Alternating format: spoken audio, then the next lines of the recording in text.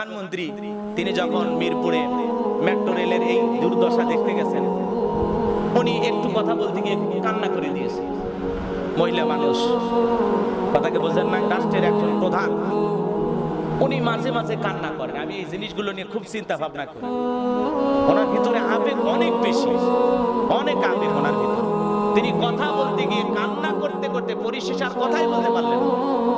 চলে আসলেন যে এইগুলো কি অপরাধ করছে, আমি সরকার, আমি কি মেট্রো রেলে চড়ব, জনগণ চড়বে, তাহলে এগুলো কেন পড়ায় দিল, কেন? ওনার কথার কিন্তু যুক্তিকতা আছে, কথাকে বোঝেন না। এই যে পৌরসভার গাড়িগুলো পুড়ে গেছে, নানান ধরনের বাংলাদেশে যে পরিমাণে ক্ষতি হয়েছে, কয়েক হাজার কোটি টাকার ক্ষতি হয়ে গেছে। এই যে জিনিসগুলো আমাদের আসলেই চিন্তা করা দরকার। প্রধানমন্ত্রী কান্না করতেছেন, কথাকে বুঝতেছেন, উনি আবার বলতেছেন আমি পালিয়ে যাওয়ার